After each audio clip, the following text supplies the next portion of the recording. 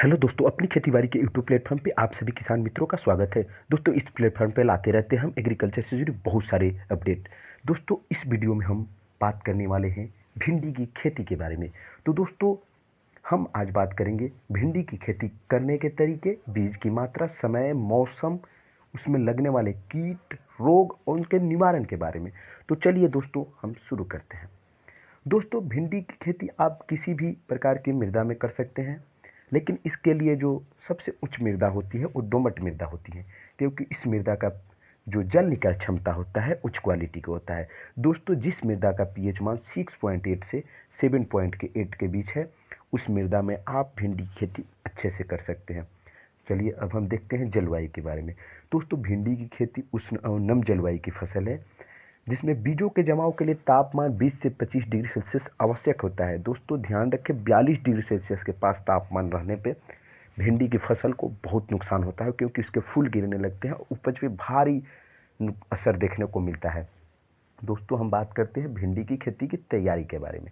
तो दोस्तों, हम मृदा की तैयारी करते हैं, उस समय भिंडी की जो खेत होती है उसको अच्छे से जुताई कर लें, 2-3 गहरी जुताई करें, मिट्टी को भुरभुरा बना लें और उस पर पट्टा लगा लें।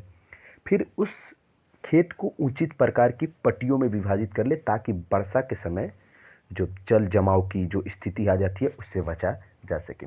आप जब भिंडी की किस्मों का चयन कर रहे हैं तो अपने क्षेत्र की जलवायु और मिट्टी के अनुसार ही किस्मों का चयन करें। दोस्तों, हम अब बात करते हैं भिंडी की बीज की मात्रा की। तो भिंडी की बीज हम 1 हेक्टेयर में औसतन 3 से 8 केजी उपयोग करते हैं। यदि आप वर्षा के समय भिंडी की खेती कर रहे हैं तो उस समय कतार से कतार दूरी 40 से 45 सेंटीमीटर और प्लांट से प्लांट दूरी 25 से 30 सेंटीमीटर के। आप यदि गर्मी के मौसम में भिंडी की खेती कर रहे हैं तो कतार से कतार दूरी 25 से 30 सेंटीमीटर और प्लांट से प्लांट दूरी 15 से 20 सेंटीमीटर के। ध्यान रहे, भिंडी के बीजों को हमेशा 2 से 3 सेंटीमीटर की गहराई पे ही बोएं, क्योंकि इतनी गहराई पे भिंडी के बीज अच्छे प्रकार से अंकुरित होते हैं। अब बात करते हैं हम उपचार के बारे में। दोस्त, भिंडी के बीज को बोने से पहले करीब 24 घंटे तक पानी में डुबो लें, इससे अंकुरन अच्छा होता है। उसके बाद भिंडी के बीजों को थायरम कार्बेंडाजिम से उपचारित करें। अब हम बात करते हैं भिंडी की बुआई का समय। तो जब ग्रीष्म ऋतु में जो बुआई की जाती है वो फरवरी से मार्च के बीच की जाती है, और वर्षा ऋतु की जो फसल होती है उसकी बुआई की जाती है जून से जुलाई। यदि आप चाहते हैं कि लगातार अंतराल पे इसकी उपज लेते रहें तो आप इसके लिए 3 सप्ताह के अंतराल पे फरवरी से जुलाई के बीच आप इसकी खेती कर सकते हैं। अलग अलग खेतों में बीजों को समय के अनुसार लगा सकते हैं। हम बात करते हैं सिंचाई की। तो गर्मी के मौसम में 5 से 7 दिन के अंतराल पर सिंचाई कर सकते हैं। फसल की तुराई जो होती है तो वो होती है किस्मों पर निर्भर होती है, क्योंकि लगभग 45 से 55 दिन होने के बाद आप 4 से 5 दिन के अंतराल पर फसलों की तुराई कर सकते हैं। दोस्तों, अब हम बात करते हैं सबसे इम्पोर्टेंट चीज़ जो होता है खाद और उर्वरक।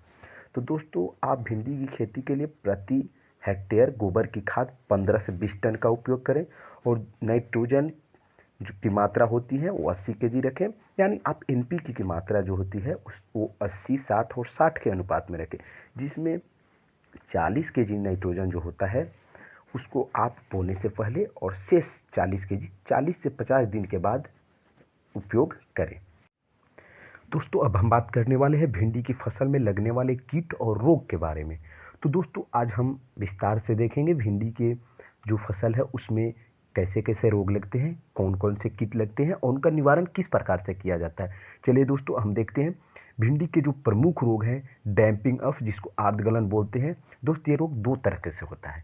पहले होता है ज़मीन के अंदर और दूसरा होता है ज़मीन के बाहर।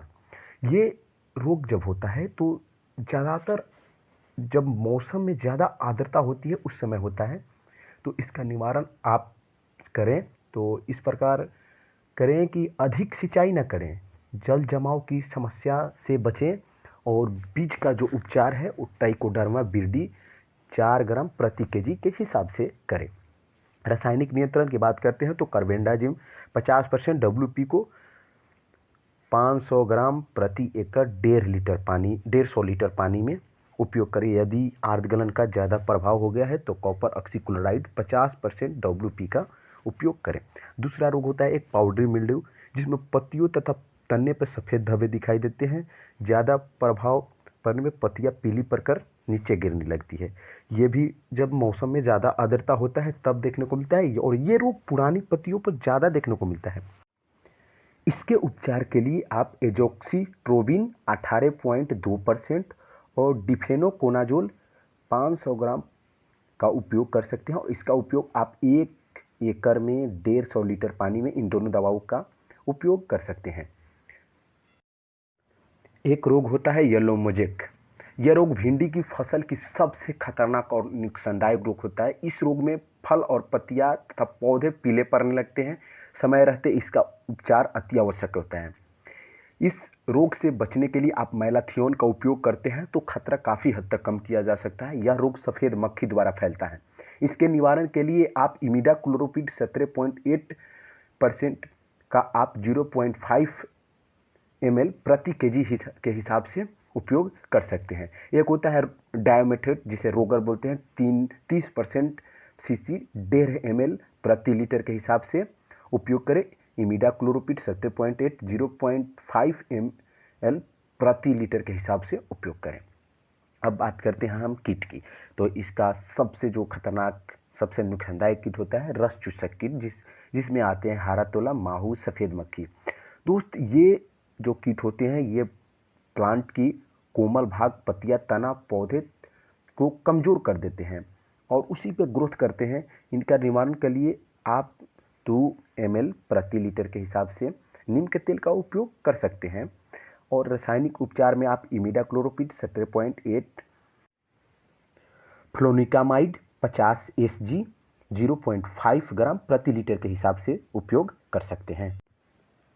अब हम बात करते हैं फल छेदक कीट के बारे में। इस कीट का प्रभाव वर्षा के समय ज़्यादा देखने को मिलता है।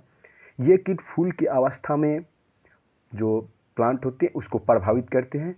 ये फल के पहले ही फूल को गिरा देते हैं या फलों के अंदर छेद कर उनके गुच्छे को खाते हैं।